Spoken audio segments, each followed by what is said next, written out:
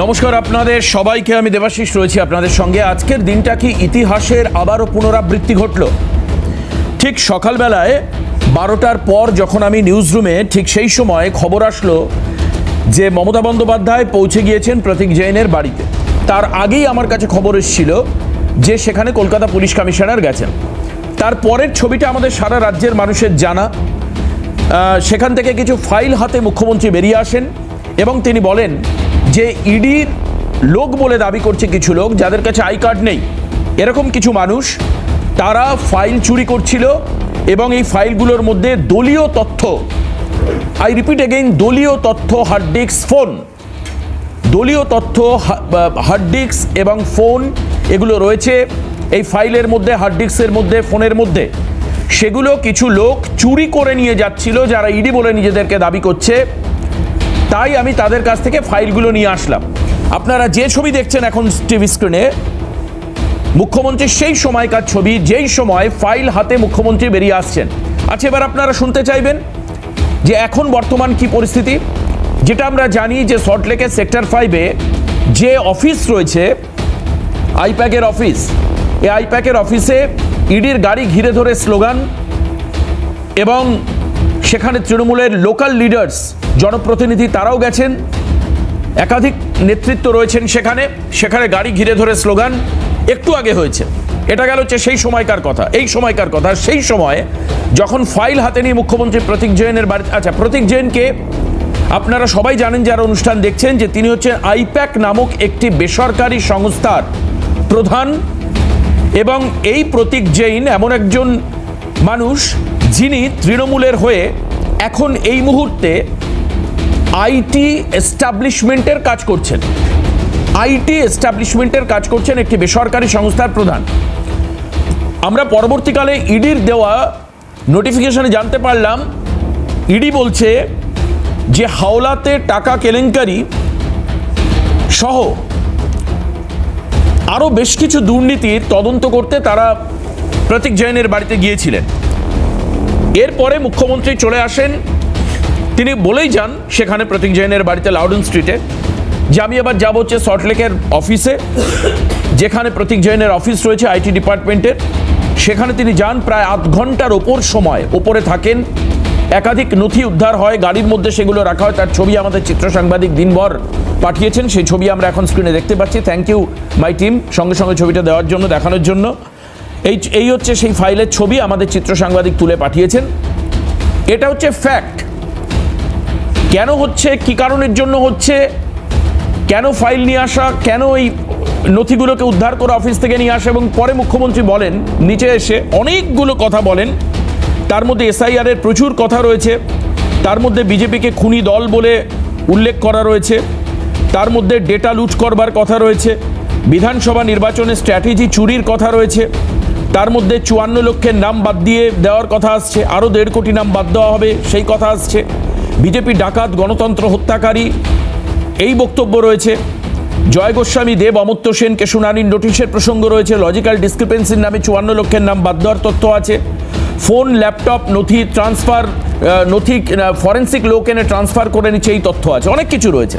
কিন্তু প্রথম যে মানুষ জানতে পারলো যে ইডির নাম করে কিছু লোক বা ইডি তারা চুরি করছে তৃণমূলের দলীয় তথ্য, সেটা যখন মমতা ব্যানার্জি বলেন, দলনেত্রী বলেন, সেই সময়কার বক্তব্য আনকাট আপনাদের সামনে আমরা রাখবো, যাতে বিষয় পরিষ্কার হয়। প্রশ্ন এখানে যে তাহলে সত্যি মুখ্যমন্ত্রীর দেওয়ার তথ্য অনুযায়ী ইডি চোরের ভূমিকা পালন করছে, চুরি করছে। ফিনান্স দপ্তরের অধীনে থাকা একটি সংস্থা, এনফোর্সমেন্ট ডিরেক্টরেট, যারা গত সম্প্রতি অতীতে অনেক তদন্ত পশ্চিমবঙ্গে করেছে, তারা তৃণমূল কংগ্রেসের দলীয় নথি তথ্য চুরি করছে।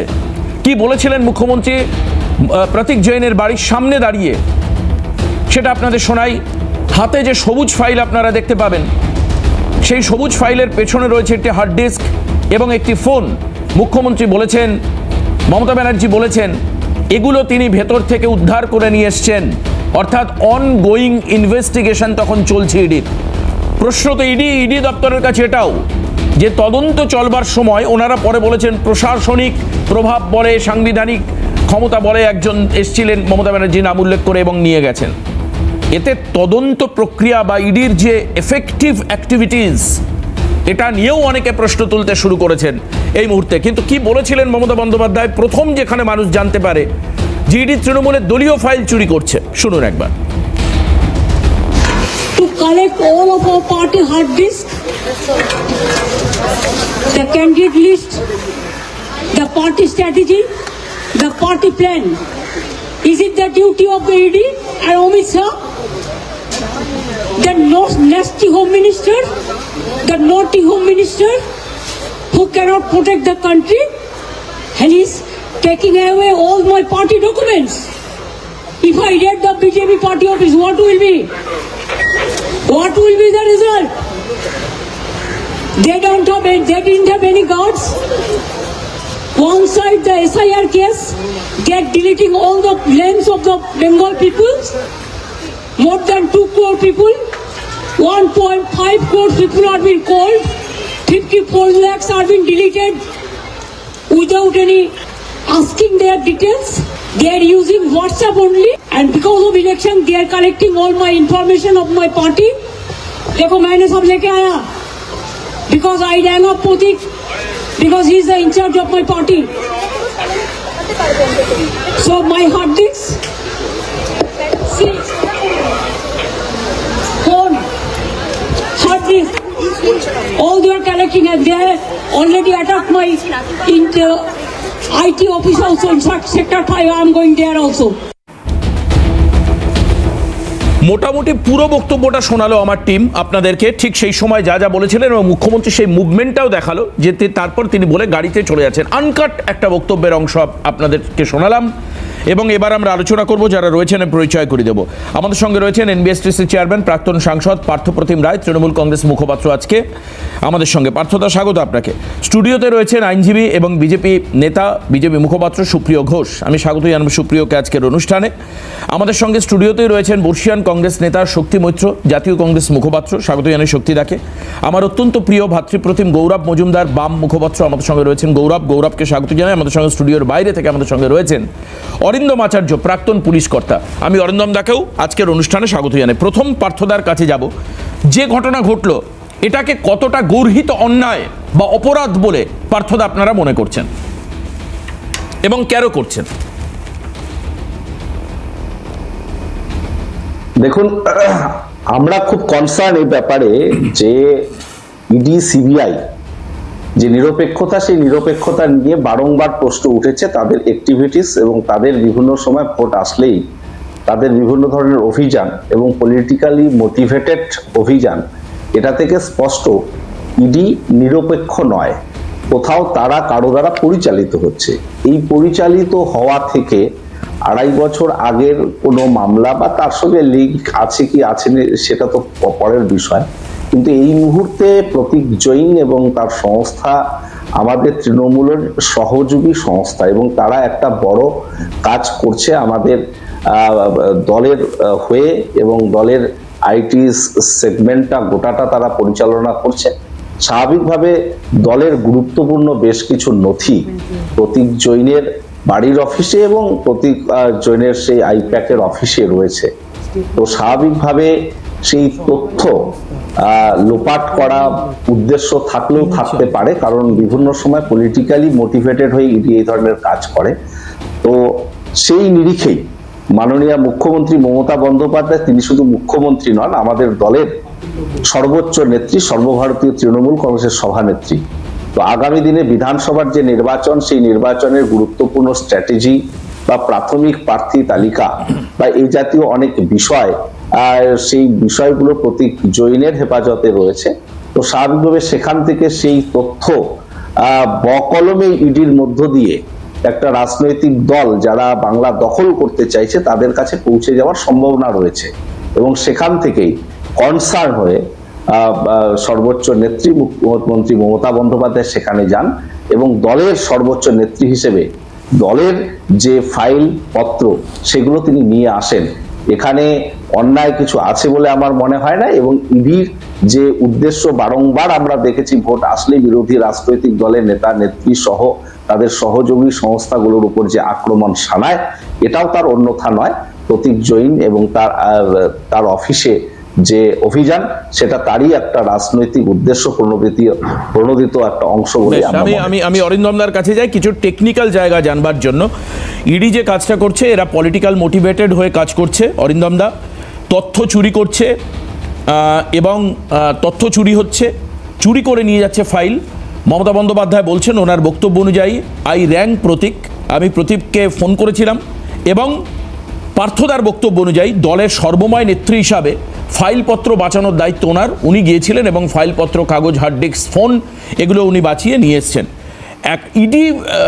ইডি যখন তদন্ত করছে, আমি টেকনিক্যাল জায়গাটা একটু জানি, তার হাত মানে ধরে নিন আমার বাড়িতে ইডি তদন্ত করছে, ঠিক সেই সময় আমার এক আত্মীয়, তিনি ধরুন পাড়ার কাউন্সিলর, তিনি এসে বাড়িতে ঢুকে বেশ কিছু কাগজপত্র আমার যেগুলো সেগুলো উনি নিয়ে গেলেন বাঁচিয়ে। এটা কি সম্ভব আদতেও? বা ইডির পক্ষে তথ্য চুরি করা বা নথি চুরি করা এটা কতটা সম্ভব বা কতটা অসম্ভব বলে মনে হচ্ছে? আমি এই জায়গা থেকে জিজ্ঞেস করছি, যেহেতু আপনি দীর্ঘদিন পুলিশে কাজ করেছেন। আচ্ছা, আমি অরিন্দম দা মনে আমাদের সঙ্গে সংযোগ বিচ্ছিন্ন হয়ে গেছে আর কি। আমি সুপ্রিয়র কাছে আসি। সুপ্রিয়, অভিযোগ তোমাদের দিকে বিজেপি ডাকাত দল, বিজেপির অঙ্গুলি হেলন এই কাজ হচ্ছে। 2.5 বছর আগের মামলা এখন হঠাৎ করে ভোটের আগে গজিয়ে ওঠার কি মানে আছে? দেবাশিস দা, প্রথমত আজকে তৃণমূলের প্রতিনিধিরা কি বলবে জানি না, তবে এখনো পর্যন্ত আমার যতদূর জানা 7জন মুখ্যমন্ত্রী মমতা বন্দ্যোপাধ্যায়কে নিয়ে 7জন মুখ্যমন্ত্রী যারা এতদিন পশ্চিমবাংলায় রাজত্ব করেছেন, যারা সরকার চালিয়েছেন, তারা সকলেই আজকে প্রয়াত। তারাও বোধহয় ওপর থেকে দেখে আজকে ওনার এই কাণ্ড কারখানা দেখে হাসছেন। রাজনীতিগতভাবে মতাদর্শ থাকতেই পারে, কিন্তু এর আগেও যারা ছিলেন এই ধরনের নোংরা মানে কর্মকাণ্ড কোনো মুখ্যমন্ত্রী পৃথিবীর ইতিহাসে কোথাও করেছেন বলে আমরা জানি না। তৃণমূল মানেই চোর, এটা তো একটা প্রবাদ বাক্য হয়ে গেছে, কিন্তু তৃণমূল মানে যে চোর এটাকে আজকে এস্টাবলিশমেন্ট দেওয়ার যদি কেউ নায়িকা থেকে থাকেন, তার নাম মুখ্যমন্ত্রী মমতা বন্দ্যোপাধ্যায়। কে প্রতীক জৈন? আজকে যে মামলার কথা এখানে সকলে বলা হচ্ছে, এটা একটা রুটিন ইনভেস্টিগেশন, এবং এই রুটিন ইনভেস্টিগেশনের যে কর্মকাণ্ড সেটা 2.5 বছর আগে হতে পারে, 2 বছর আগে হতে পারে। 10খানা জায়গায় রেড হচ্ছে, তার মধ্যে 4টে দিল্লিতে, 6টি জায়গা পশ্চিমবঙ্গে। আজকে মুখ্যমন্ত্রী যাকে বাঁচানোর জন্য গেছিলেন, তিনি স্টেটমেন্ট দিচ্ছেন তিনি আমাদের দলের একজন। এখানে পার্থবাবু বলছেন তিনি সহকারী একটি সংস্থা। কোনটা সঠিক? 1, 2 হচ্ছে মুখ্যমন্ত্রী একজন সাংবিধানিক প্রধান হয়ে মুখ্যমন্ত্রী আইনকে কিভাবে নিজের হাতে তুলে নিতে পারে একটু বলতে পারেন? আমি মনে করি এখানে যিনি অফিসার আছেন তিনি বলবেন, আমি একজন আইনজ্ঞ হিসাবে এটুকু বলতে পারি, বিএনএসএ 221। সুপ্রিয়, তোমায় একটু থামাবো, অনিচ্ছাকৃতভাবেই থামাচ্ছি, কারণ উদ্ভূত ঘটনা তোমাকে আজকে আপডেট একটু নিতেই হবে মাঝে মধ্যে। আমরা দেখতে পাচ্ছি তৃণমূল কর্মী সমর্থকেরা যে বিক্ষোভ করছে সল্টলেক সেক্টর 5-এ, একবার সেই ছবি দেখাই আপনাদের, দেখুন।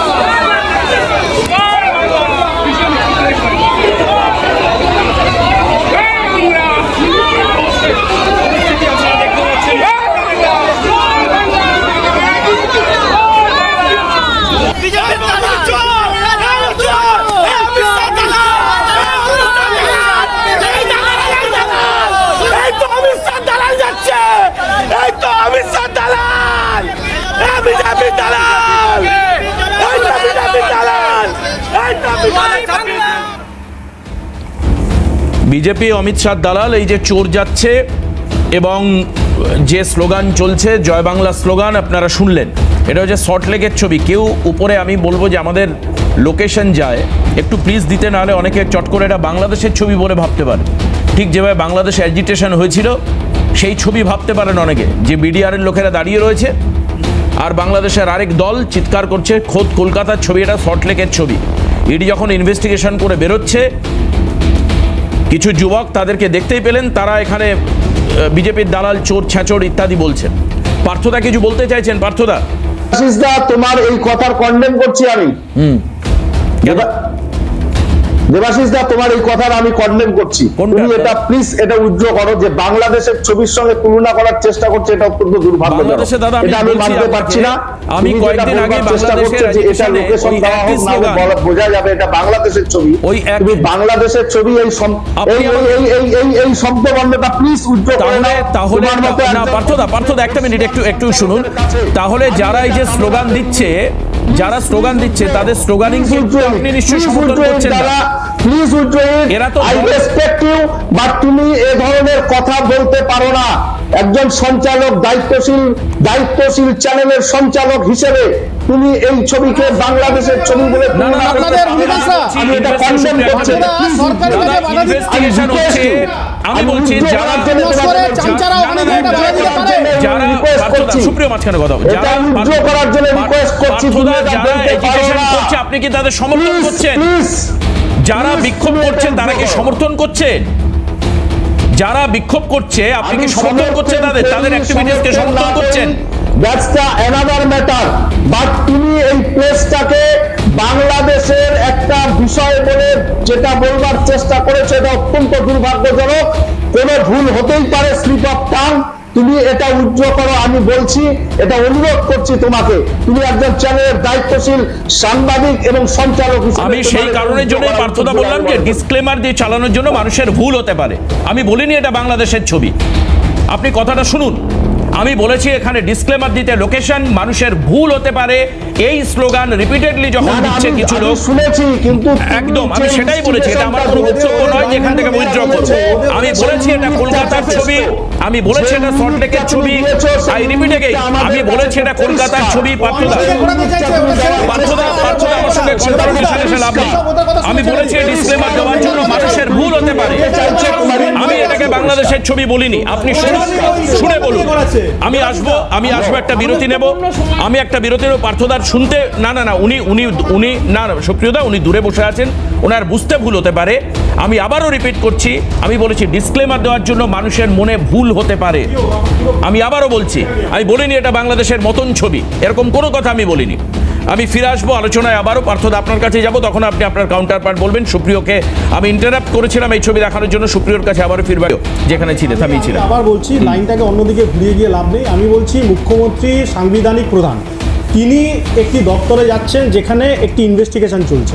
উনি তো নিশ্চিতভাবে এটা ভালো জানেন যে এটা আইনত অপরাধ। বিএনএসএ 221 এবং বিএনএসএ 262 ওনাকে আইনগতভাবে গ্রেপ্তারি প্রতিরোধে এবং সেই পাবলিক সার্ভেন্টের কাজে বাধা দেওয়ার অপরাধে 3 বছরের সাজা আছে। উনি এটা জানেন না? উনি প্রশাসন চালান। উনি কি করতে পারেন? উনি কোর্টে যান না। উনি কোর্টে গিয়ে আজকের যে কর্মকাণ্ডের ব্যাখ্যা উনি এখানে দিলেন, তিনি বলতে পারতেন। আচ্ছা পার্থদা, এক সেকেন্ড এটা বলতে হবে, এক সেকেন্ড। পার্থদা এখানে বললেন দলীয় ব্যাপার, দলের বিভিন্ন নথি। আচ্ছা আমাকে একটা কথা বলো তো, তোমাদের সুবাদে সিএন থেকে শুরু করে বিভিন্ন সংবাদপত্রের সুবাদে আমরা আজকে দেখতে পেলাম ওয়েস্ট বেঙ্গল গভর্নমেন্টের নথি, সেই ফাইল মমতা বন্দ্যোপাধ্যায় যে গাড়ি করে চড়ছেন সেই গাড়িতে তোলা হচ্ছে। আমার বক্তব্য, পশ্চিমবঙ্গ সরকারের নথি সেগুলো আইপ্যাকের মতো একটা জালি সংস্থার কাছে থাকবে কোন অধিকারে? এই প্রশ্নের উত্তর মমতা বন্দ্যোপাধ্যায়কে দিতে হবে। সেকেন্ডলি, যে গাড়িটাতে মমতা বন্দ্যোপাধ্যায় চড়ছেন সেটা আইপ্যাকের নামে নয়, সেটা ওয়েস্ট বেঙ্গল গভর্নমেন্টের নামে নয়, সে এআইটিসির নামে। তার রেজিস্ট্রেশন কোচবাই, গাড়ির নাম্বার হলো WB06Y45। কার নামে? এই প্রশ্নগুলো উত্তর পার্থদা দিতে পারবে না? পার্থদা আমি জানি তিনি মানুষ হিসেবে ভালো লোক, কিন্তু তার কাছে কোনো উত্তর নেই। আজকে যে সবুজ ফাইলটা নিয়ে তিনি বেরালেন, তোমার মনে থাকবে 2019 সালে যখন আমরা দেখলাম যে রাজীব কুমারকে সিবিআই তলব করলো, তখন সিবিআই অফিসারদেরকে গ্রেপ্তার করেছিল এই মমতা বন্দ্যোপাধ্যায়ের নির্লজ্জ পুলিশ। সেটাও দেখলাম 2011 সালে ক্ষমতায় আসার পর এই মুখ্যমন্ত্রী মমতা বন্দ্যোপাধ্যায়ের প্রথম কাজ ছিল ওই শেক্সপিয়ার সরণির থানায় চলে গিয়ে আসামি ছাড়িয়ে আনা। সেদিনই পশ্চিমবঙ্গের বাঙালিকে লজ্জার ঘাটে নামিয়ে দিয়েছিলেন এই মুখ্যমন্ত্রী। আমার বক্তব্য, এই তদন্তকে বাধা দেওয়ার জন্য আজকে তৃণমূল এই নাটকগুলো করছে। তোমার উত্তর আমি অবশ্যই পার্থদার থেকে নেব, কিন্তু এখন এই মুহূর্তে শোনাবো যে কংগ্রেস নেতা অধীর রঞ্জন চৌধুরী কি বলেছেন। দ্রুত একবার শুনে নেব, তারপর আমরা শক্তিদার কাছে যাব। কংগ্রেসের অবস্থান কি বলছেন অধীর বাবু, শুনবো একবার। আইপ্যাক বলি লাগায়, অকশন ডাকে, সেই অকশনের টাকা পৌঁছে দিতে হয় খোকাবাবুর ঘরে এবং দিদির ঘরে। এই আইপ্যাকটা এখন চালাচ্ছে খোকাবাবু। আইপ্যাক মাধ্যমে খোকাবাবু সারা বাংলা থেকে পয়সা কামাচ্ছে, পয়সা লুট করছে। এবার আমি প্রশ্ন করতে চাই দিদিকে যে ইডির জন্য, ইডির হামলাতে আপনি এত মাথা ব্যথা করছেন কেন? আপনি বিশেষ বিশেষ ক্ষেত্রে মাথা ঘামান। যখন নারদা কাণ্ডে আপনার রাজ্যের পুলিশকে জিজ্ঞাসাবাদ করার জন্য ডাকা হয়েছিল রাজীব কুমারকে, আপনি তখন এসপ্ল্যানেডে বসে গোটা রাত তার জন্য আন্দোলন করেছিলেন। তাই ইডির বিরুদ্ধে সোচ্চার, এটা ইডির অপদার্থতার বিরুদ্ধে না আপনার দলকে যারা সাহায্য করে ভোটে নানা রকমের অপকর্মের মাধ্যমে তাদেরকে রক্ষা করার সাহায্যে? কারণ এই আইপ্যাক এই বাংলায় ভোট করার জন্য যত রকমের নিচে নামতে হয় তত নিচে নামে। এদের হাতেই এ বাংলায় বুথে বুথে ভোটারদেরকে ভোট দিতে না দেওয়ার পরামর্শ দেওয়া হয়, অঙ্ক করে বলে দেওয়া হয় কোন কোন বুথ দখল নিতে হবে, অঙ্ক করে বলে দেওয়া হয় কোথায় কংগ্রেস শক্তিশালী, কোথায় তৃণমূল শক্তিশালী। আর নেতা খোকাবাবু আর তার সঙ্গে মমতা ব্যানার্জি, এরা দুজনে পয়সা দিয়ে এই আইপ্যাককে ব্যবহার করে। এই আইপ্যাক হচ্ছে তৃণমূল দলের গুপ্তচর বাহিনী। শক্তিদার আইপ্যাক টিমটা হচ্ছে তৃণমূলের গুপ্তচর বাহিনী এবং এটা বকলমে চালাচ্ছেন অভিষেক বন্দ্যোপাধ্যায়। অভিযোগ অধীর রঞ্জন চৌধুরীর মতো প্রবীণ কংগ্রেস নেতা।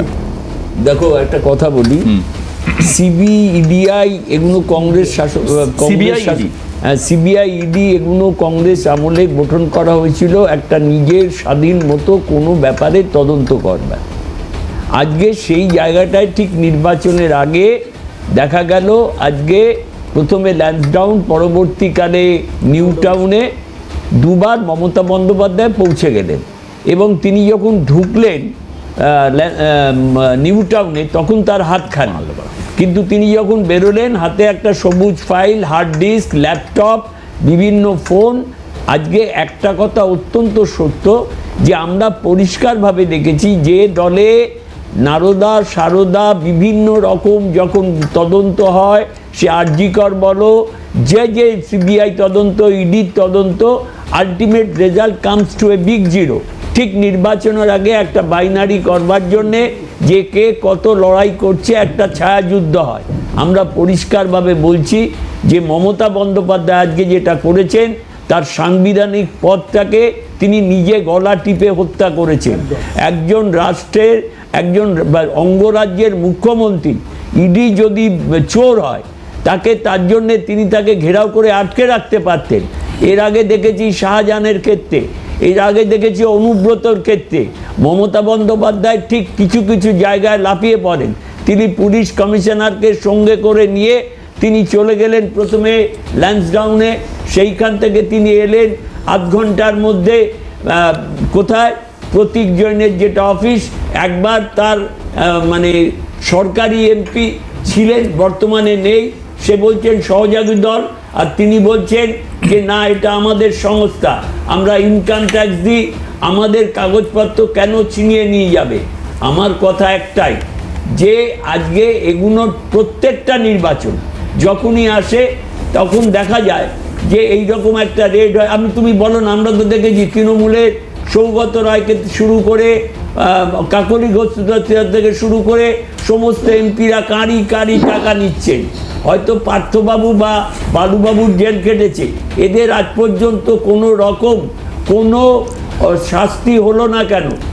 আমি ব্যক্তিগতভাবে মনে করি খোকাবাবুর টাকায় টান পড়েছে, মমতা বন্দ্যোপাধ্যায়ের টাকায় টান পড়েছে, তাই আজকে তিনি লাফিয়ে পড়েছেন। অত্যন্ত গুরুত্বপূর্ণ জায়গা, আমি এটা নিয়ে আসবো গৌরবের কাছে, দ্রুত ফিরে আসবো। কিন্তু আজকে মোহাম্মদ সেলিমও একই কথা প্রায় কার্যত বলেছেন। আজকে সেই বক্তব্যও আমরা চেষ্টা করব বিরতির পরে একবার শোনানোর জন্য, তারপর আমরা গৌরবের কাছে যাব। সুপ্রিয় বলছেন নেতাবোধকালে যত মুখ্যমন্ত্রী রয়েছেন এই ঘটনা আগে কখনো বাংলার মানুষ দেখেনি। বামেরাও দীর্ঘ বছর এই বাংলায় শাসন করেছে, প্রায় 34 বছর সময়কাল। বামেদের একাধিক মুখ্যমন্ত্রী এই সময় বিভিন্ন সময়ে বাংলায় ছিলেন, এমনকি শক্তিদা বললেন কংগ্রেসেরও মুখ্যমন্ত্রীরা ছিলেন। আজকে রাজ্য সম্পাদক সেলিম, মোহাম্মদ সেলিম, তিনি কি বলেছেন আজকের ঘটনা নিয়ে একবার শোনায়, আমি তারপর গৌরবের কাছে আসবো। শুনুন।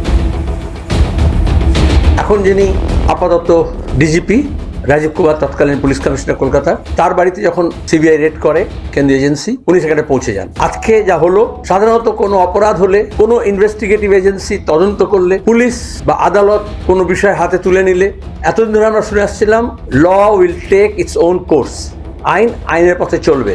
এতদিন আমরা বলতাম মমতা ব্যানার্জি মুখ্যমন্ত্রী, তৃণমূলের নেত্রী, তিনি আইন নয়, তিনি বলতেন লাইনে চলবে, নাগপুরের সঙ্গে লাইন করে না দিল্লির সঙ্গে লাইন করে। আর এখন দেখলাম তিনি নিজেই বেআইনি এবং বেলাইনি কার্যকলাপ করছে। প্রতীক জৈন একজন নাগরিক, একজন ব্যবসায়ী, হতে পারে ভোট কুশলী বা ভোট ব্যবসায়ী। রাজীব কুমারের ক্ষেত্রে তাও ছিল যে সিটিং পুলিশ কমিশনার, সেই জন্য তিনি পৌঁছেছেন। এটা প্রাইভেট কোম্পানি, আইপ্যাকের মালিকানা কার? আমরা বারবার বলি এটা বেনামে অভিষেকের। কোনো কোথাও রেড চললে, মানে কলকাতা পুলিশ করুক, দিল্লি পুলিশ করুক, কোনো এজেন্সি করুক সরকারি, সেখানে সাধারণত ঘিরে নেওয়া হয়, কাউকে ঢুকতে বা বেরোতে দেওয়া হয় না। তাহলে এরপর থেকে এরকম হবে, কোথাও কলকাতা গেলে সব নাগরিকের অধিকার থাকবে, তার একটা বেআইনি কাজ করা হলো।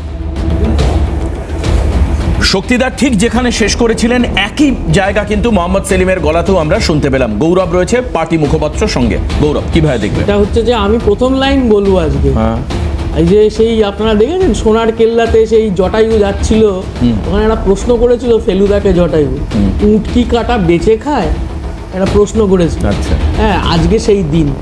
মানে আপনি আজকে সারাদিন যা নাটক চললো, দিনের শেষে একটাই প্রশ্ন, উট কি কাঁটা বেঁচে খায়?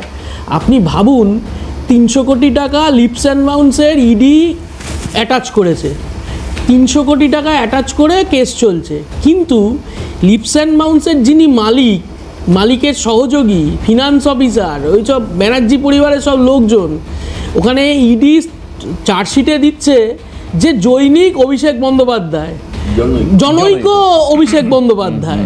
হ্যাঁ, ইডি বলছে না। এইসব নাটক করে লাভ নেই, এইসব নাটক চলছে।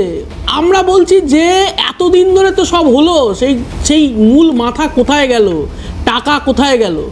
আজকে সারাদিন ধরে দেখলাম। আপনি ভাবুন, আর একটা দ্বিতীয় কথা, এই যে সেলিমদা বলছিলেন যে রেড করছে, ইডি রেড করতেই পারে, সিবিআই রেড করতে পারে। আমি বলছি আপনাকে, আমাদের প্রয়াত প্রাক্তন সর্বভারতীয় সাধারণ সম্পাদক সীতারাম ইয়েচুরি দিল্লির বাড়িতে এই নরেন্দ্র মোদীর সরকারের ইডি সিবিআই তারা হচ্ছে যে রেড করেছিলেন, আপনাদের মনে থাকবে। এমনকি পি চিদম্বরমের বাড়িতে আমি আসছি ইডি রেড করেছিল। ওখান থেকে কি বলেছিল না, কি চায়না থেকে টাকা পয়সা এসছে, তাই সীতারাম ইয়েচুরির বাড়িতে রেড করা হয়েছে। প্রবীর পুরকায়স্থকে অ্যারেস্ট করা হয়েছিল, নিউজ ক্লিকের যিনি মানে প্রধান।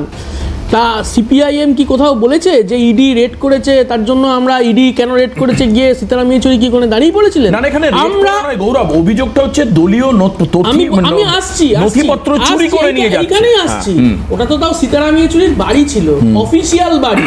তা সরকার, কেন্দ্রের সরকার অ্যালট করেছে একজন সর্বভারতীয় দলের সাধারণ সম্পাদকের নামে, সেই সরকারের বাংলোয় ইডি রেড করেছে।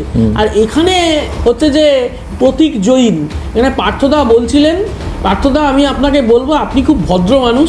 কলকাতার রাস্তায় এখন আমি দেখলাম কয়েকটা ওই যে আমচা চামচা আপনাদের সব ওই সব তোলাবাজগুলো আছে, তারা কিছু রিক্সা চালক, অটো চালককে জোর করে মিছিল করাচ্ছে। আমার কাছে ভিডিও আছে, আপনি চাইলে পাঠিয়ে দেবো, কিন্তু ভিডিও দেখলে আপনার মান সম্মান যাবে। তাদেরকে বলছে স্লোগান দিতে, আইপ্যাকের অফিসে ইডি হামলা হলো কেন, ইডির রেড হলো কেন, নরেন্দ্র মোদী অমিত শাহ জবাব দাও। আরে এটা কোনো মানে পাগলে এরকম বলে? তা আইপ্যাক তো একটা বেসরকারি সংস্থা, একটা ভোট কৌশলী, তিনি ব্যবসা করেন, তৃণমূলকে সাহায্য করেন। তাহলে আইপ্যাকের অফিসে ইডি রেড করবে, সিবিআই রেড করবে, সিআইডি রেড করবে, রাজীব কুমারের পুলিশ রেড করবে, করতেই পারে। মমতা বন্দ্যোপাধ্যায় ওখানে ঢুকলেন খালি হাতে, আর বেরিয়ে এলেন বুকে একটা ফাইল নিয়ে, একটা ল্যাপটপ নিয়ে, একটা ফোন নিয়ে। আসলে মমতা বন্দ্যোপাধ্যায় 20 সালে একটা এই রাজারহাটে দাঁড়িয়ে, যে মঞ্চে দাঁড়িয়ে বলেছিলেন এত ফাইল দেখিয়ে যে এই যে সিপিএমের ফাইল আমি একটা একটা করে খুলবো। আজকে হচ্ছে যে সেই দিনটার কথা মনে পড়ছে। আপনি বলেছিলেন সেদিনকে সিপিএমের ফাইল খুলবেন, আজকে আপনার ভাইপো চোর, আপনার পরিবার চোর, এই চোরগুলোর ফাইল বুকে জড়িয়ে ধরে মুখ্যমন্ত্রী দৌড়চ্ছেন। নির্লজ্জ বেহায়া মুখ্যমন্ত্রী পশ্চিম বাংলার মানুষ দেখেনি। এই নির্লজ্জতার আর কোনো জায়গা আছে এই মুখ্যমন্ত্রীর? আজকে দাঁড়িয়ে বড় বড় লেকচার মারবে তৃণমূলের নেতারা, হ্যাঁ, তৃণমূলের নেতারা বড় বড় লেকচার মারবে। আর কথা হচ্ছে ওখানে ইডি রেড করছে, সেখানে কেন্দ্রীয় বাহিনী হচ্ছে যে ঘিরে রয়েছে জায়গাগুলো, কি করে মুখ্যমন্ত্রী ভেতরে ঢুকলেন, কে ঢুকলেন? এখানে দেবাশিস দা বাংলাদেশের কথা বলছিল না, আমার মনে পড়ে যাচ্ছিল সেই অনুপ্রবেশের কথা। বিএসএফ দাঁড়িয়ে দাঁড়িয়ে দেখে অনুপ্রবেশ হয়, এই ঠিক এইভাবে মুখ্যমন্ত্রী ঢুকে গেলেন, ফাইল তুলে নিয়ে চলে এলেন, কেউ তাকে আটকালো না। আর কোন গাড়িতে তুললেন? মুখ্যমন্ত্রী যে গাড়ি চড়ছেন সরকারের গাড়ি না, তৃণমূল কংগ্রেসের নামে রেজিস্টার গাড়ি। আর রাতের বেলা যখন ইডি বেরোচ্ছে তখন দেখা যাচ্ছে সেই রেজিস্টার করা গাড়িতেই হচ্ছে যে ফাইল আপলোড করা হচ্ছে, মানে লোড করা হচ্ছে নিয়ে যাবে বলে। আসলে আপনি কোথায় যাবেন দেবাশিস দা? এত নাটক করে লাভ নেই। পরিষ্কার অ্যাকশন। লিপস অ্যান্ড বাউন্সের টাকা কোথা থেকে এলো? সনকা হসপিটালের মালিক বিনয় মিশ্র, তিনি হচ্ছে যে ওইসব কাজকর্ম করেছেন। আমাদের বক্তব্য হচ্ছে যে চুরির টাকা, কয়লা পাচারের টাকা, সোনা পাচারের টাকা। কালীঘাটের কাকুর গলার স্বর পরিষ্কার হয়ে গেছে, কিন্তু আজ পর্যন্ত কাকুর যে স্যার তার কাছে হচ্ছে যে ইডি পৌঁছতে পারছে না, সিবিআই পৌঁছতে পারছে তার মানে না। তোমরা এখানে টাই আপ বা গটাপের প্রশ্ন তুলছো এর সঙ্গে? আমরা তুলছি না, আমরা তুলিনি, আমরা তুলছি না। ঘটনা প্রবাহ, বেশ। আমি এই টেকনিক্যালিটিজের জায়গা নিয়ে দ্বিতীয় বক্তা হিসেবে অরিন্দমদার কাছে যেতে গিয়েছিলাম, যান্ত্রিক কারণে যেতে পারিনি। অরিন্দমদার কাছ থেকে শুনবো এই ধরনের ইনভেস্টিগেশন হতে পারে কিনা, তার অ্যাকচুয়ালিটি, তার নর্মালিটি আছে কিনা, নাকি এটা একটা অ্যাবনর্মাল অ্যাপ্রোচ ছিল। দ্বিতীয়ত হচ্ছে কোনো একটা ইনভেস্টিগেশন চলছে, সেই সময়ে মুখ্যমন্ত্রী তো সাধারণ আমার মতো বা গৌরবের মতো মানুষ নন, প্রশাসনিক পদে থাকা একজন প্রধান, রাজ্যের প্রশাসনিক প্রধান এবং একটি দলের প্রধান, তার অ্যাক্সেসিবিলিটি কতটা থাকে কোনো একটা তদন্তের সময়, এইগুলো একটু জানতে হবে। আজকে যে ঘটনা ঘটলো তার মধ্যে কিছু টেকনিক্যালিটিসের জায়গা রয়েছে, সেটা আপনি একটু ক্লিয়ার করুন। প্রথম হচ্ছে এই ধরনের ইনভেস্টিগেশন নর্মাল কিনা, হতে পারে কিনা, কোনো একটা ভোট কুশলী বা দলের ইনচার্জ বা যেভাবেই বলুন, পার্থদা বললেন দলের হয়ে তারা ভোট কুশলীর কাজ করেন, কেউ বলছেন বেসরকারি কোম্পানির মালিক, যে যাই বলুন, তদন্ত হতে পারে কিনা এবং সেই সময়ে যা ঘটলো সেটা কতটা স্বাভাবিক নাকি অস্বাভাবিক। অরিন্দমদা।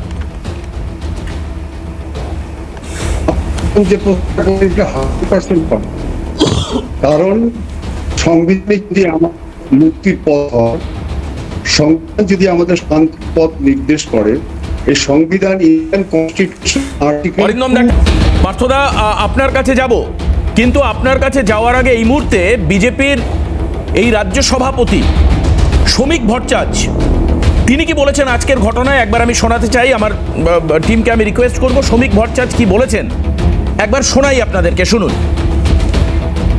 নির্দিষ্ট রাজনৈতিক উচ্চতা এবং তার ক্ষমতার অপব্যবহার করেছেন। আপনি কি মনে করেন যে মুখ্যমন্ত্রী যদি করেন, ইডি তার হাত থেকে ঝাঁপিয়ে পড়ে একজন মুখ্যমন্ত্রীর হাত থেকে, মহিলার হাত থেকে ফাইল কাটতে শুরু করবেন?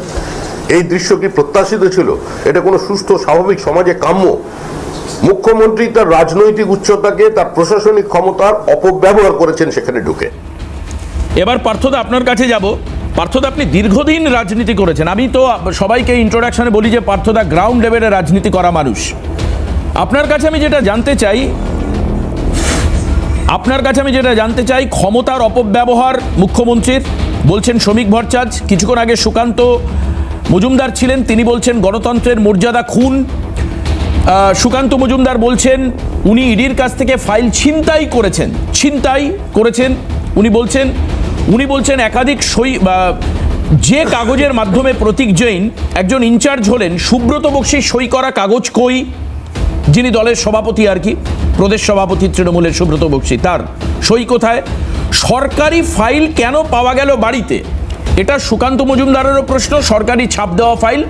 একই সঙ্গে স্টুডিওতে থাকা সুপ্রিয় বিজেপির মুখপাত্র একই প্রশ্ন করেছে। এই প্রশ্নগুলোর উত্তর একটু আপনার থেকে আমরা জানতে চাই সবাই।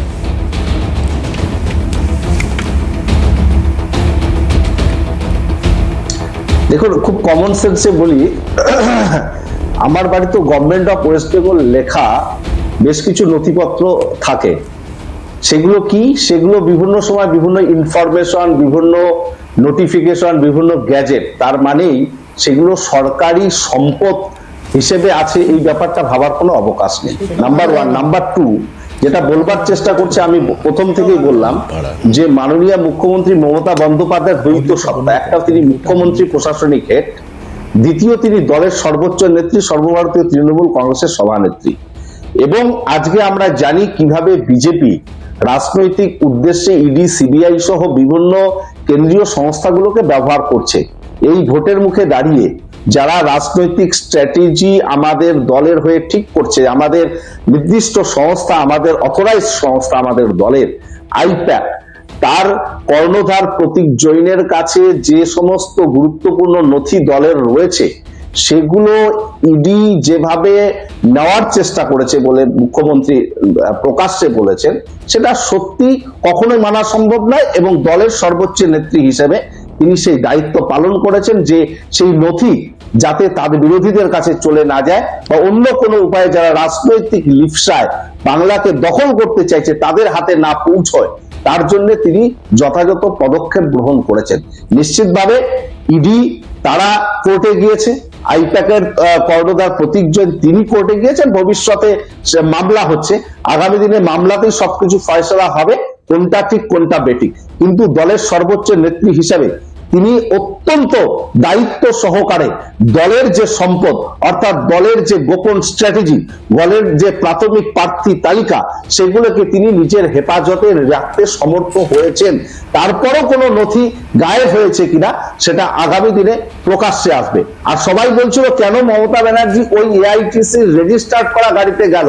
তিনি এআইটিসি রেজিস্টার্ড গাড়িতে গিয়েছেন, এটা অসুবিধা কোথায়? তিনি এআইটিসির সর্বোচ্চ নেত্রী, সর্বভারতীয় তৃণমূল কংগ্রেসের সভানেত্রী, তিনি যদি সেই গাড়িতে চড়েন তাতে কোনো লজিক্যালি কোনো অসুবিধা নেই। বলতে পারবে না। আমি এটা দায়িত্ব নিয়ে বলছি, যারা বলবার চেষ্টা করছে তারা ফালতু কথা। দলীয় এখানে দল এক মিনিট আমাকে বলতে হবে। দেবাশিস দা, দেবাশিস দা, বিষয় কথা বলি। সর্বোচ্চ নেত্রী, দলের সর্বোচ্চ নেত্রী, আপনি তো জনপ্রতিনিধি ছিলেন, আপনি জনপ্রতিনিধি ছিলেন, আপনি জানেন না সরকারি কোনো ফাইল কোনো গেজেট একজন নরমাল বাসিন্দার বাড়িতে থাকতে পারে নাকি? তাহলে যদি আপনার বাড়িতে থাকে আপনাকে অ্যারেস্ট করা উচিত। সরকারি গেজেট আপনার একজন সাধারণ মানুষের বাড়িতে থাকবে, একটা পার্টি অফিস না একটা পার্টি না একটা পার্টি ওয়ার্কারের বাড়িতে থাকবে। হার্ড ডিস্ক কি কথা বলছেন আপনি? হার্ড ডিস্ক কি কথা বলছেন আপনি? ডোমেনে যে সমস্ত ইনফরমেশন আছে সব কি মানে মাথায় আছে? কি কথা বলছেন? রাখতে পারবো না। হার্ড ডিস্ক আর হার্ড ডিস্ক যিনি যে মোবাইল নিয়েছেন সবটাই তৃণমূল কংগ্রেস ওরিয়েন্টেড ফাইল, সবটাই তৃণমূল কংগ্রেস ওরিয়েন্টেড ফাইল, সবটাই তৃণমূল কংগ্রেস ওরিয়েন্টেড ফাইল তিনি নিয়ে গেছেন। বেশ, শক্তিদা কি বলছেন বলুন। শক্তিদা, আমি একটা কথা বলি। উনি যে সমস্ত ফাইল নিয়ে গেছেন সবটাই তৃণমূল কংগ্রেস ওরিয়েন্টেড ফাইল। তৃণমূল কংগ্রেসের জেলা ওয়াইজ যে তথ্য আইপ্যাকের অফিসে রয়েছে, বেসতে ছিল, সেগুলো তিনি নিয়েছেন। এবং আইপ্যাকের কর্ণধার প্রতীক জনের বাড়ি থেকে যিনি যে ফাইল নিয়ে এসেছেন সেটা সবটাই দলের ফাইল, তৃণমূল কংগ্রেসের রাজনৈতিক ফাইল। স্বাভাবিকভাবে সেটা তিনি নিয়ে এসেছেন, এতে কোনো অন্যায় নেই বলে আমি মনে করি। দলের সর্বোচ্চ নেত্রী হিসেবে দলের তার হেফাজতে রাখবার অধিকার রয়েছে। আমি একটা কথা বলি, মমতা বন্দ্যোপাধ্যায় একাধিকে পশ্চিমবাংলার নাগরিক, একাধিকে রাজ্যের মুখ্যমন্ত্রী। আজকে ডক্টর প্রফুল্লকান্তি ঘোষ থেকে ডক্টর বিধানচন্দ্র রায়, তারপরে তিনবারের অজয় মুখোপাধ্যায়, জ্যোতি বোস, বুদ্ধদেব ভট্টাচার্য, সিদ্ধার্থ শঙ্কর রায়, আজকে এতগুলো চিফ মিনিস্টার গেছে। আজকে বাংলায় যে জিনিসটা উনি করলেন, আজকে সবচেয়ে বড় কথা, ইডি একটা বাড়িতে রেড করছে, ওর কোন অধিকারে সেই ফাইলগুলো উনি ছিনতাই করে নিয়ে এলেন? কোন অধিকার আছে? আমাকে এটা পরিষ্কারভাবে আইনের কোন জায়গায় আছে যে মুখ্যমন্ত্রী হলে আমি খুন করতে পারবো? আইনের কোন জায়গায় আছে যে কোনো একটা সরকারি সংস্থা একটা দুর্নীতির জন্যে লিপস অ্যান্ড বাউন্সের কর্ণধার, আজকে সেই অভিষেক ব্যানার্জির দুর্নীতি আজকে আইপ্যাকের কাছে আছে, সেইখান থেকে সেই কাগজগুলো উনি বাজ পাখির মতো ছো মেরে নিয়ে চলে এলেন। যখন ঢুকলেন তখন খালি হাত, যখন বেরোচ্ছেন হাতে একটা ফাইল, হার্ড ডিস্ক এবং ফোন। আমার বক্তব্য একটাই, যে এটা ভারতবর্ষের বুকে পশ্চিমবাংলার গণতন্ত্রকে গলা টিপে হত্যা করছে। মমতা বন্দ্যোপাধ্যায় আইন মানেন না। মমতা বন্দ্যোপাধ্যায় কোনো, আজকে উনি পারতেন চেষ্টা করে, যদি মনেই হতো উনি কোর্টে যেতে পারতেন। আজকে উনি ওইগুলো ওনার বিরুদ্ধে ফৌজদারি মামলা করা উচিত। ওনার বিরুদ্ধে যে যে টাকাগুলো আজকে ভাইপো খেয়েছে সেই টাকার জন্যে আজকে এটা দীর্ঘমেয়াদী একটা তদন্ত, এবং কালীঘাটের কাকু থেকে শুরু করে কয়লার টাকার থেকে শুরু করে গরুর টাকার থেকে শুরু করে সব দুর্নীতির সঙ্গে তৃণমূল কংগ্রেস বেশ, আমি শক্তিদা আপনার কাছে আবারও আসবো, কিন্তু আমি একটা বিরতি নিচ্ছি। আজকের হাল্লাবোল আপনাদের অনুরোধে এবং আমাদের গেস্টের প্রত্যেকের অনুমতি সাপেক্ষে আমরা আরও কিছুক্ষণ ত্বরান্বিত করব, আরও খানিকটা রাখবো আলোচনার প্রেক্ষিতে, যাতে পরিষ্কার করে আলোচনা করা যায়। ওয়ার্ড এবং ব্লকে প্রতিবাদ চলছে এখন এই মুহূর্তের এই ঘটনার প্রতিবাদ জানাচ্ছে তৃণমূল ব্লক ওয়ার্ড সেখানকার তাদের দলীয় সংগঠনের নেতাকর্মীরা। আর আগামীকাল যেটা আমরা জানতে পারছি 8B বাস স্ট্যান্ড থেকে যাদবপুরের হাজরা পর্যন্ত মিছিল আছে, প্রতিবাদ মিছিল। এই ঘটনাকে কেন্দ্র করে সেদিকে আমাদের নজর থাকবে। আরেকবার আপনাদেরকে দেখায় যে ইডি অফিসারদের গাড়ি ঘেরাও করে যেভাবে প্রতিবাদ এবং বিক্ষোভ হলো তৃণমূল কংগ্রেস এবং গো ব্যাক স্লোগান, যেটা আপনাদেরকে দেখাচ্ছিলাম, আরেকবার দেখাবো সেই ছবি উইথ অডিও।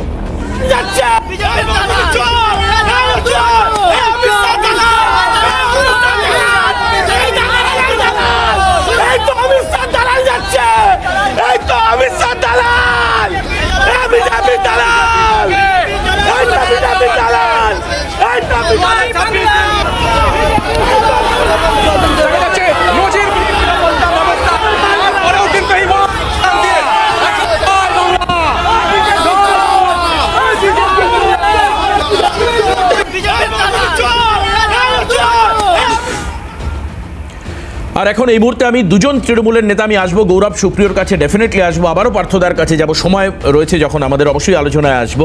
কিন্তু তথ্যগুলো তুলে ধরি। সব্যসাচী দত্ত এবং কৃষ্ণা চক্রবর্তী, আমি একটা জায়গায় উল্লেখ করে দিই যে তৃণমূলের বিধাননগর এলাকার একাধিক নেতৃত্ব এই যখন মমতা বন্দ্যোপাধ্যায় সেক্টর 5-এ আইপ্যাকের অফিসে রয়েছেন, তারা কিন্তু নিচে উপস্থিত হয়েছিলেন সকালবেলাতে, এমনকি তারা সন্ধ্যেতেও ছিলেন।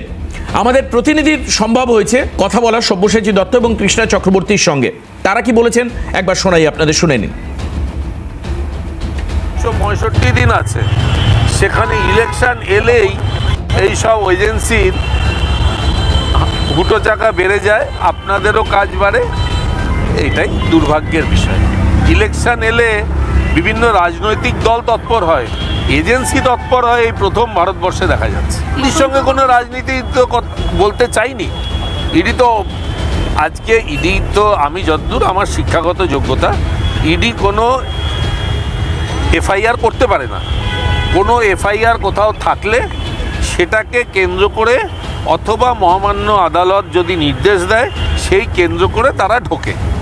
তো এখানে কোন কেসে এসছে হঠাৎ করে সেটা তো তারা বললেই পারে। অনুপ মাঝি কেসে যে মেন অ্যাকিউজড একজন সিআইএসএফের আধিকারিক ছিলেন, মেন অ্যাকিউজড, তার সুপ্রিম কোর্ট থেকে বেল হয়ে গেছে। ইডির কাজ করছিল, করুক, আমরা আমাদের কাজ করব। এটা আইনি বুঝবো, আমরা বুঝে নেব, দল বলবে। আমি ছিলাম দেখ।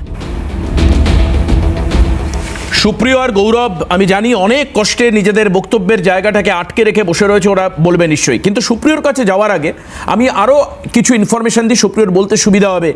সুপ্রিয়, আজকে ইডির বিরুদ্ধে শতপ্রণোদিত মামলা রুজু। সুপ্রিয়, আরেকবার শোনো মন দিয়ে, কোন কোন কারণে মামলার কোন কোন বিষয়গুলোকে উল্লেখ করা আছে মামলায়, কন্টেন্ট কি তুমি শোনো, তুমি আইন পেশার সঙ্গে যুক্ত আছো। পুলিশকে না জানিয়ে কেন রেড হলো, পুলিশকে না জানিয়ে কেন রেড হলো, এক। দ্বিতীয়ত, এই যেটা বলছো তোমরা যে কি ভূমিকা ছিল নিরাপত্তা বাহিনীর বা কেন্দ্রীয় বাহিনীর, এটা শোনা যাচ্ছে বা জানা যাচ্ছে, মানে এই যে শোনা যাচ্ছে জানা যাচ্ছে নয়, এই যে ইডির বিরুদ্ধে মামলা রুজু হওয়ার ক্ষেত্রে এই জায়গাটা উল্লেখ করা রয়েছে যে পুলিশের গায়ে নাকি হাত দিয়েছে কেন্দ্রীয় বাহিনী। আই রিপিট এগেইন, দুটো বিষয়ে শতপ্রণোদিত মামলায় রাখা হয়েছে ইডির বিরুদ্ধে। এক হচ্ছে পুলিশকে না জানিয়ে রেড, দ্বিতীয়ত হচ্ছে পুলিশের গায়ে হাত কেন্দ্রীয় নিরাপত্তা বাহিনী যারা ইডির সঙ্গে থাকেন। এই দুটো জায়গা অরিন্দম থেকে আরেকবার পাচ্ছি যখন, একবারে মানে যাও সংযোগের জন্য কথা হচ্ছিল না। অরিন্দম দা প্লিজ এই জায়গাটা একটু বলুন, পুলিশকে না জানিয়ে রেড এবং পুলিশের গায়ে হাত কেন্দ্রীয় নিরাপত্তা বাহিনীর যারা ইডির নিরাপত্তার দায়িত্বে ছিলেন, এই দুটো নিয়ে ইডির বিরুদ্ধে শতপ্রণোদিত মামলা, কিভাবে বলবেন কি মানে? হ্যাঁ, একদম একদম ঠিক নয়। কেন আপনাকে বলে দিই, যারা এই কথাগুলো বলছেন তাদের একটু বলে দিই, ইন্ডিয়ান কনস্টিটিউশন আর্টিকেল 253-তে ইডিকে ওয়াইড পাওয়ার দেওয়া হয়েছে। PMLA, prevention of money laundering অ্যাক্টে দেখুন আন্ডার সেকশন 50-তে কি লেখা রয়েছে, can directly search and seizure without calling any person and acceptable as evidence in court.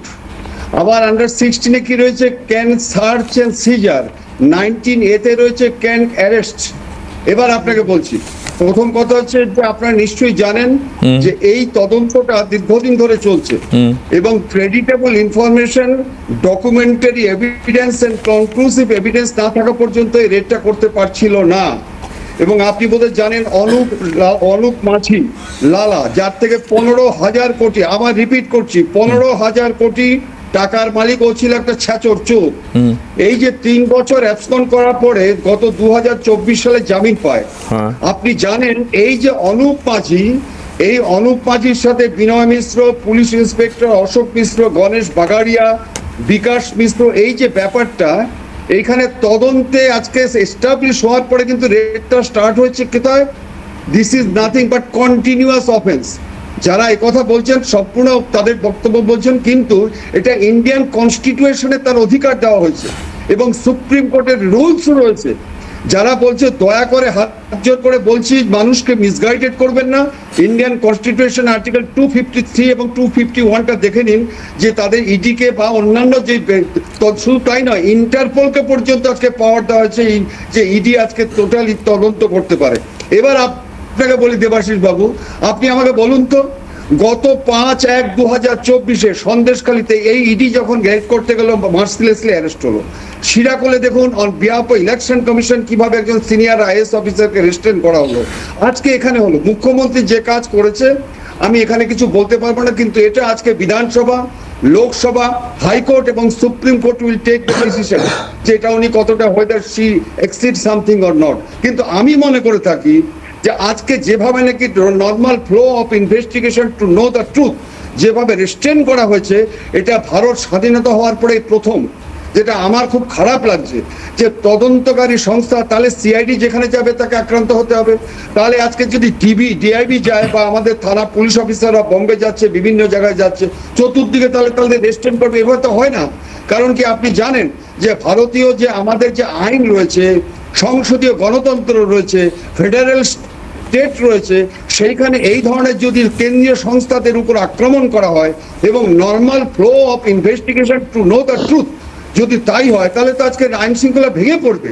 এটা তো ঠিক নয়। এটা আজকে সারা ভারত বলবেন না, হোল ওয়ার্ল্ডে যে মেসেজটা যাচ্ছে যে মুখ্যমন্ত্রী পৌঁছে গেছেন, মুখ্যমন্ত্রী আজকে ফাইন নিয়ে চলে যাচ্ছেন, এই জিনিসটা আজকে কিন্তু আমি বলছি বিধানসভা, লোকসভা, হাইকোর্ট এবং supreme court will take the decision. কিন্তু আমি মনে করে থাকি আইন সম্পূর্ণ রয়েছে, সম্পূর্ণ ইডিকে এবং সম্পূর্ণ দেওয়া হয়েছে। আপনি খুব ভালো জানেন, শেষ করছি একটা কথা বলে, ইডির 3টে ইউনিট আছে দেবাশিস বাবু, ফেমা আছে, পিএমএলএ এবং কফি পোসা। এই যে আইনটা হচ্ছে, এটা হচ্ছে পিএমএলএ এবং এটাতে আপনি আরো ভালোভাবে জানেন যে এটা হচ্ছে গিয়ে বার্ডেন অফ প্রুফ রয়েছে, বার্ডেন অফ প্রুফ মানে আজকে এই আসামিকেই প্রমাণ করতে হবে যে নির্দোষ। অতএব এই ক্ষেত্রে যে আজকে আরেকটা হচ্ছে গিয়ে যে আইপ্যাক শব্দের অর্থটা আমরা সবাই জানি, আইপ্যাক হচ্ছে গিয়ে ইন্ডিয়ান পলিটিক্যাল অ্যাকশন কমিটি। এই অ্যাকশন কমিটিটা আপনি এখন জানেন যে he is the co-founder and director of আইপ্যাক। কে সেটা? প্রতীক জৈন। আজকে যদি সত্য জিনিসটা জানে, সিজার লিস্ট হবে, সিজার লিস্ট দেওয়ার পরে যদি সেরকম হয় তাহলে আমি আমাকে হ্যান্ড ওভার করতে পারি, কিন্তু সিজার লিস্ট করতে দেবে না। পুলিশ গায়ে হাত দিয়েছে বলে একটা কেস করে দেবে, আপনি দেখে নেবেন যে এই কেসের কোনো গুরুত্ব থাকবে না। একদম আমরা আসবো দাদা এখানে দাঁড়িয়ে। তবে আপনি বলছেন এই আক্রান্ত হওয়ার ঘটনা আমার এখনো জলজল করছে মনে আছে। ভূপতিনগরে একটি ব্লাস্টের তদন্ত করতে গিয়ে আরেকটি কেন্দ্রীয় সংস্থা এনআইএ তার আক্রান্ত হয়েছিল, তাদের গাড়ি ভাঙচুর করা হয়েছিল। এই যে প্রতীক জৈনের পরিবার না কারা সব আমি একটা ধরিয়ে দিই। আচ্ছা, ওই যে বলছে না যে পুলিশকে খবর না দিয়ে কেন গিয়ে গেল। আচ্ছা, ওই যে মুসা মোল্লা পুলিশকে মেরেছিল, একেবারে কয়েকদিন আগের ঘটনা। মুসা এই মিনা খায়, মুসা কয়েকদিন আগের ঘটনা, একেবারে। আমি এই মুহূর্তে দেখাবো যে সায়ন্তন আমাদের প্রতিনিধি আইপ্যাকের অফিসে গিয়েছিলেন, সেখানকার ছবি তুলে ধরেছি আমরা, দেখুন। রয়েছি এক্সক্লুসিভলি 11 তলায়, যেখানে আইপ্যাকের অফিস, এই অফিসেই ইডি হানা দিয়েছিল। দেখাবো, এই সেই আইপ্যাক, এখানে বাইরে আইপ্যাক লেখা রয়েছে, এবং এই সেই 11 তলার অফিস, এবং সেই অফিসে এই মুহূর্তে আমরা দেখতে পাচ্ছি যে তালা বন্ধ অবস্থায়, অর্থাৎ ভিতর থেকে তালা দেওয়া রয়েছে। কেউ বা কারা ভিতর থেকে তালা দিয়েছে, এবং ভিতরে এখনও আলো জ্বলছে, প্রতি কটা ডেস্ক এই মুহূর্তে ফাঁকা। এই অফিসে কিন্তু সকাল 6টা থেকে ইডি হানা দিয়েছিল, ইডি রেড হয়েছে, এবং দীর্ঘক্ষণ সেই রেড চলার পর সন্ধ্যের কিছু পরে ইডি আধিকারিকরা এবং সেন্ট্রাল ফোর্স এই অফিস ছেড়ে তারা কিন্তু বেরিয়ে যান। এবং এই অফিসে যে ইডি হানা দিয়েছিল তার জন্যই মুখ্যমন্ত্রী মমতা বন্দ্যোপাধ্যায় সহ রাজ্যের একাধিক মন্ত্রী তারা ছুটে এসেছিলেন, এবং এই ইডি হানার বিরোধিতা তারা করেছিলেন।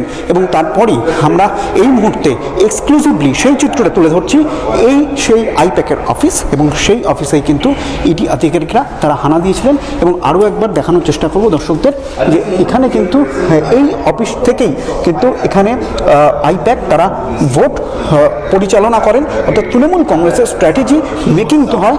এবং ঠিক এখানেই তালা বন্ধ অবস্থায় রয়েছে, ভিতর থেকে তালা। যে আইপ্যাকের কর্মীরা তালা দিয়েছিলেন নাকি ইডি আধিকারিকরা তালা দিয়ে বেরিয়ে গিয়েছেন সেই বিষয়টা স্পষ্ট নয়, তবে এখনও পর্যন্ত কিন্তু ভিতরে ফাঁকা রয়েছে, এবং এই মুহূর্তে আলো জ্বলছে, এবং ভিতর থেকে তালা বন্ধ অবস্থায় রয়েছে আইপ্যাকের এই অফিস। কিন্তু ওপরে উচ্চ আধিকারিকরা আইপ্যাকের রয়েছেন, এমনটাই সূত্রের খবর। ক্যামেরায় নিখিলের সঙ্গে শান্তন ভট্টাচার্য, ক্যালকাটা নিউজ, সল্টলেক। এবার আমরা একটা ছোট্ট বিরতি নেব। বিরতি নেওয়ার পর ফিরে এসে সুপ্রিয় এবং আমাদের সঙ্গে থাকা গৌরব বলবেন।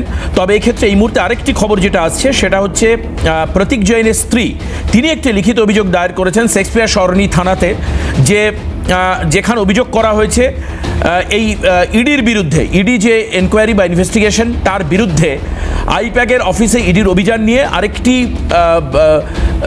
রুজু করা একটি মামলা, যেটা মামলা নয়, এটা হচ্ছে অভিযোগ যে দায়ের করা হয়েছে, সেখানে চুরির অভিযোগ দায়ের করা হয়েছে। তথ্য চুরির অভিযোগ করেছেন প্রতীক জৈনের স্ত্রী শেক্সপিয়ার সরণি থানাতে, এটা আমরা পাচ্ছি। পাশাপাশি আমরা আরেকটা জায়গা পাচ্ছি, সেটা হচ্ছে আইপ্যাকের চুরির অভিযোগ বিধাননগর কমিশনারেটেও আরেকটি অভিযোগ জানানো হয়েছে, অভিযোগ নথিবদ্ধ হয়েছে বিধাননগর কমিশনারেটে, সেখানেও আইপ্যাকের থেকে দলীয় তথ্য চুরি এবং নথি চুরির অভিযোগ রয়েছে। এই দুটো কিন্তু অভিযোগ দায়ের করা হয়েছে, এফআইআর করা হয়েছে, এবং এই এফআইআর কিন্তু গৃহীত হয়েছে, এবং জোর করে আটকে রাখার এই অভিযোগও কিন্তু রয়েছে। এটা স্টার্ট করেছে ভোর 6টা থেকে, অফিসে কেউ ছিলই না প্রায়, এবং তারা এসে আমাদের পার্টির সব ডেটা, সমস্ত ল্যাপটপ, সমস্ত আইফোন বা ফোনে যে সমস্ত স্ট্র্যাটেজি আছে ইলেকশনের, ইনক্লুডিং এসআইআর, আমাদের কাজ চলছে মানুষকে সাহায্য করবার জন্য, সেগুলো সব ওরা ফরেন্সিক টিম নিয়ে এসে সকাল থেকে ট্রান্সফার করেছে। আমি মনে করি এটা ক্রাইম। সুপ্রিয়, অনেকক্ষণ ধরে আলোচনা হচ্ছে, আমি পরিষ্কার দুটো কথা শুরুতেও বলেছি, আমি একবার বলছি।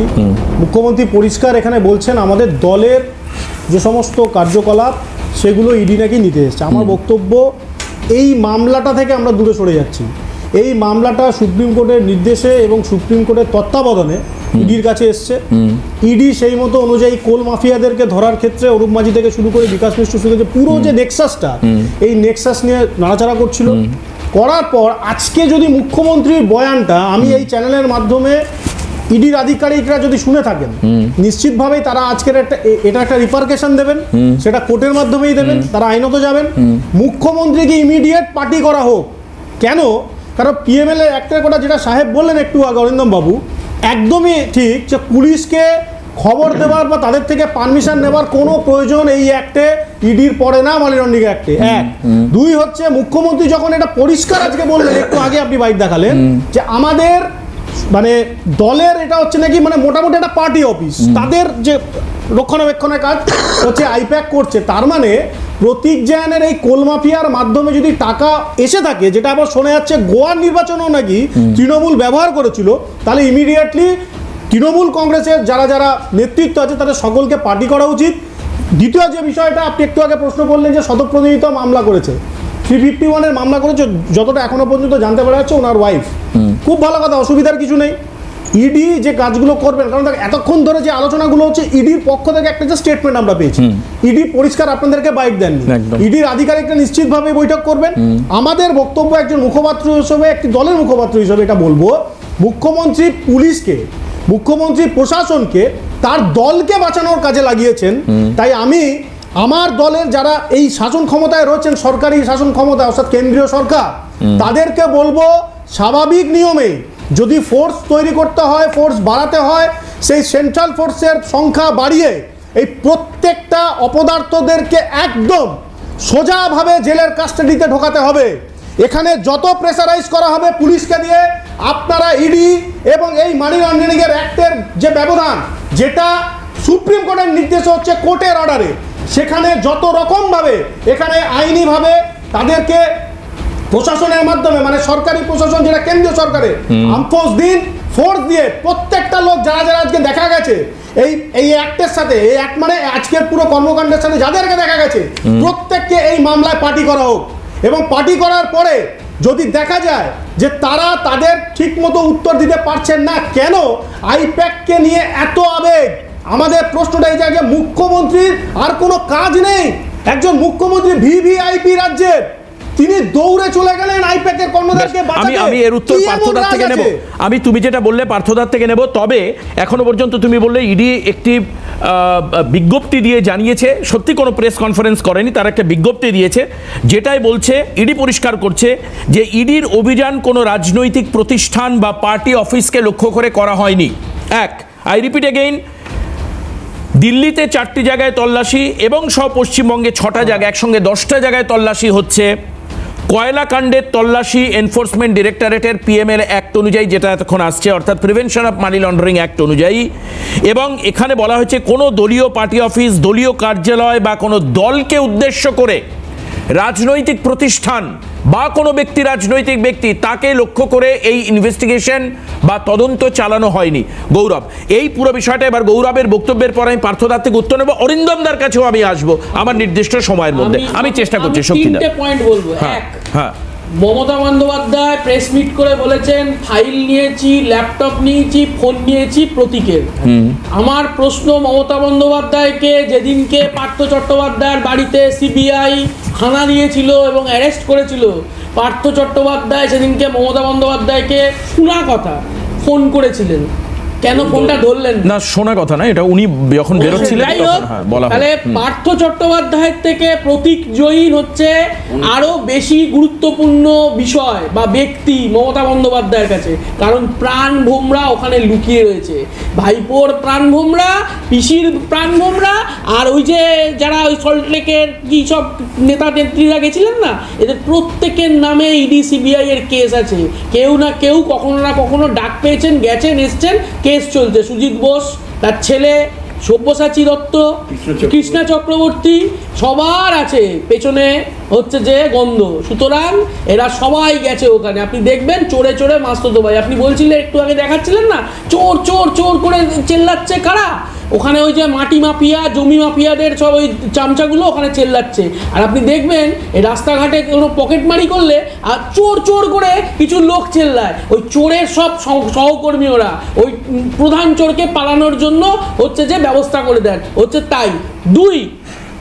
দ্বিতীয় কথা হচ্ছে, আপনি এখানে আইন নিয়ে বলছিলেন, পুলিশকে কেন হচ্ছে যে জানিয়ে যায়নি। আচ্ছা, পুলিশ যখন কারোর বাড়িতে, এই যে মমতা বন্দ্যোপাধ্যায়ের পুলিশ কাউকে যখন হচ্ছে যে গ্রেপ্তার করতে যায় বা কোনো রেড করতে যায়, সিআইডি থেকে শুরু করে বিভিন্ন উইংস আছে এখানে, তারা কি যাদের বাড়িতে যাচ্ছে, যেখানে যাচ্ছে, তাদেরকে জানিয়ে যায়? তাহলে জানিয়ে যাওয়া উচিত।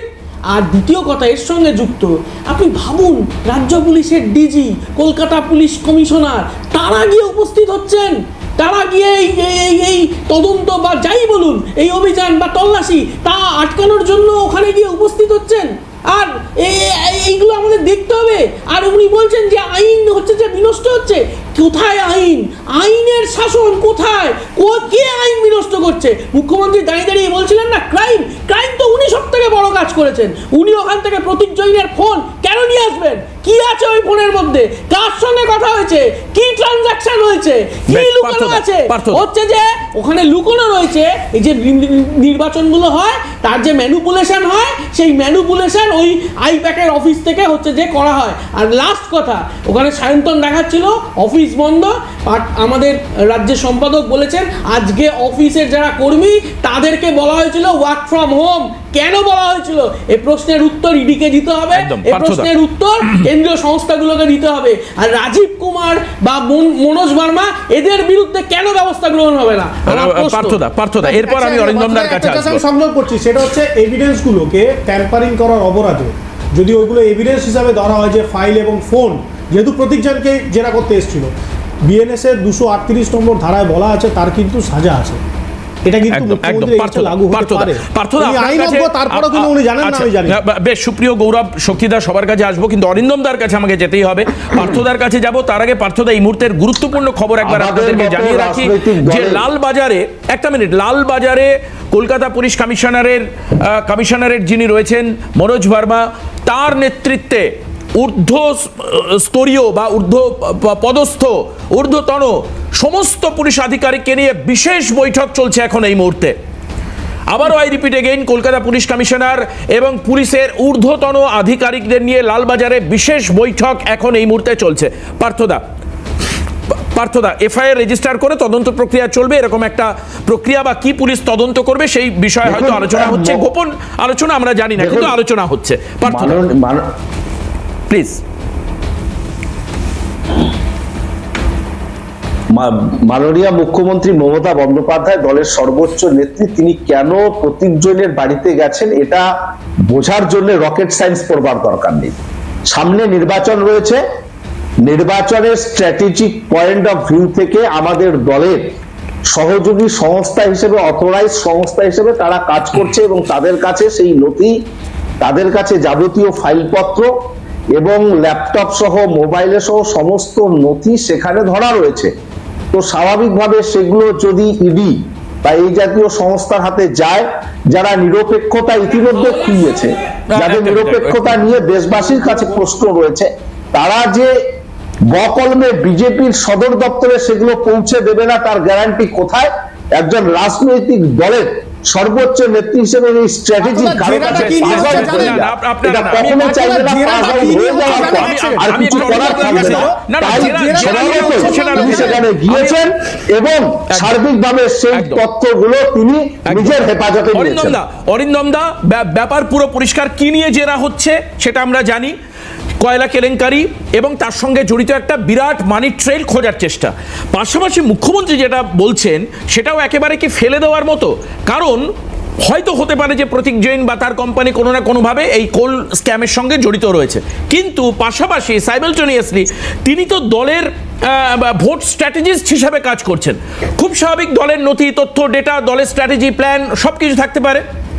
কাজে আমরা কোনটাকে দেখব? মানে এই যে দুটো জায়গা, একদিকে তদন্তের মতো, কিন্তু আবার মুখ্যমন্ত্রী যেটা বলছেন যে দলীয় তথ্য লিকেজ হয়ে যাওয়ার একটা পসিবিলিটি, অর্থাৎ এখানে কিন্তু পরিষ্কার ইডির অ্যাকাউন্টেবিলিটি নিয়ে প্রশ্ন উঠে গেল। এটাকে কিভাবে দেখবেন আপনি? মানে আইনগতভাবে যদি দেখতে যান বা টেকনিক্যালি দেখতে গেলে কিভাবে দেখবেন অরিন্দমদা? প্রথম কথা হচ্ছে, মুখ্যমন্ত্রী যে বক্তব্য বলেছে আমি সেই বক্তব্যে কিছু যাব না। আমি বলতে পারি ডিউরিং ইনভেস্টিগেশন পার্টটা বলতে পারি। আপনি নিশ্চয়ই জানেন যে ইডি কখনো সুমোটো কেস করতে পারে না, আগে করতে পারতো না। ইডি যে কেসগুলো করে আইদার হাইকোর্ট, নয় কর্পোরেট স্টেট গভর্নমেন্ট আর নয়তো সেন্ট্রাল গভর্নমেন্ট। এই যে কেসটা তদন্ত হচ্ছে as per the direction of the honourable high court. এবং এবার আপনাকে বলি যে এই যে আমাকে জানিয়ে যেতে হবে এটা কোনো বাধ্যকতা নেই। কে বলেছে আপনাকে? ডিএমএলএ অ্যাক্টে যদি হয়, আমি যদি প্রয়োজন মনে করি যে থানাকে বললে লিকেজ হয়ে যাবে, হি হ্যাজ গট ফুল পাওয়ার, যে কোনো মুহূর্তে তারা যেতে পারে। এবার আর একটা কথা আপনাকে বলে দিচ্ছি যে আমি যদি যাই আমাকে তো স্কোপ দিতে হবে, কারণ আপনারা জানেন যে ইডি সবসময় কিন্তু ভিডিওটা চালাবে। আগে ওটা হতো না, কিন্তু ভিডিও রানিং কন্ডিশনে এন্ট্রি থেকে শুরু করে বেরোবার পর্যন্ত পুরোটা ওরা তৈরি করে রাখে। এবং সিজার লিস্টটা মাস্ট। আজকে যে সমস্ত নাকি ল্যাপটপ বা বিভিন্ন নিয়ে গেছে বা নানা রকম কথা বলছে, আজকে যদি সিজার লিস্টটা মেইনটেনিং অল ফর্মালিটিস করতে পারতো, করেছে কিনা জানি না, যদি না করে থাকে তাহলে আমার ভিডিও উইল স্পিক আজকে লালবাজারি করুক যেই করুক, আজকে যদি কেস করে, আপনার বোধহয় মনে আছে এখন পর্যন্ত স্টেট গভর্নমেন্টের 55টা কেস কিন্তু কেন্দ্রীয় সংস্থাকে হাইকোর্ট দিয়ে দিয়েছে, কারণ তারা স্যাটিসফাই অ্যান্সার দিতে পারেনি।